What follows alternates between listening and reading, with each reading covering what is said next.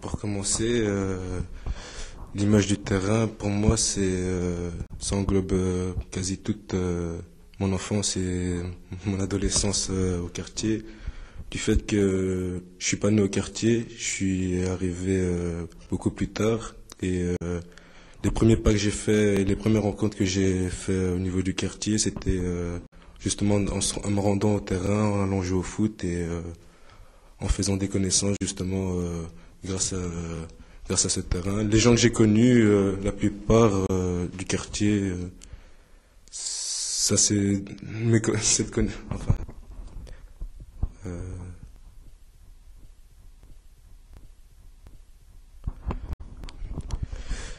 le terrain de Versailles, c'est toute une histoire parce que il y a beaucoup d'histoires qui se sont déroulées, beaucoup de faits et ça a regroupé des histoires plutôt marrantes et d'autres qui le sont moins. Euh, le côté positif de ce terrain, c'est surtout c'est là qu'on a appris à faire connaissance avec les gens. Ça a permis aux gens de mieux se rencontrer, de se connaître et de faire des connaissances grâce justement à ce terrain qui est un lieu pour les parents du quartier de Versailles, qui est un lieu plutôt accepté vu que c'est un terrain qui se trouve au milieu justement au milieu du quartier où il y a des maisons autour, il y a le fait que les parents peuvent surveiller leurs enfants ou bien des connaissances peuvent surveiller les enfants d'autres personnes et que ça évite aux jeunes de traîner dehors, de se retrouver dans la rue à ne rien faire et à devoir s'occuper autrement que en faisant du sport. Il y a le fait aussi que moi je suis noir, donc au début quand je suis arrivé au quartier, le terrain n'appartenait pas aux noirs, c'était plutôt aux arabes,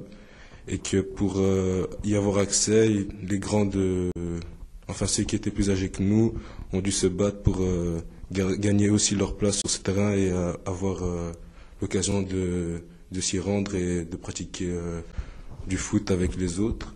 C'est qui a ouvert la voie aux jeunes de mon âge, qui a fait que nous aussi on a pu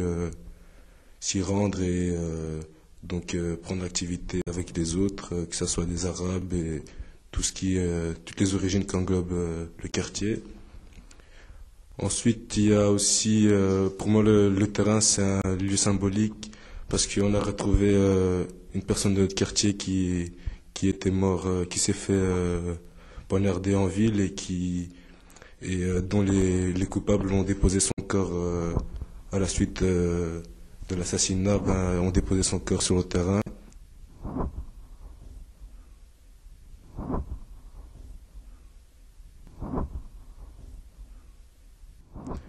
Le lendemain de l'assassinat, je me suis rendu au terrain et je me suis rendu compte qu'il y avait beaucoup de personnes qui étaient là. Et c'est là qu'on m'a raconté l'histoire de Patrick, pour ceux qui la connaissent, que son corps avait été déposé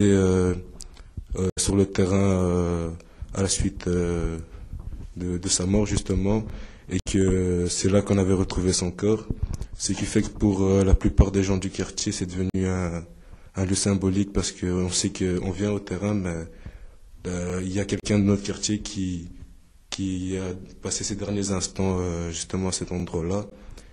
Les, Pendant 3 4 jours après la mort de Patrick, on n'y a pratiqué aucune activité de manière à lui rendre hommage, ce qui fait que des gens de tous les quartiers, des connaissances, que ce soit Patrick ou des gens du quartier sont venus lui rendre hommage.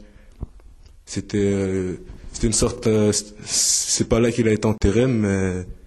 c'est là que on a fait, on peut dire qu'on a fait ses obsèques et qu'on lui a dit que les gens du quartier, même ceux qui venaient d'autre part, lui ont dit leurs derniers mots et leur adieu, leur ont fait leur adieu, quoi. Et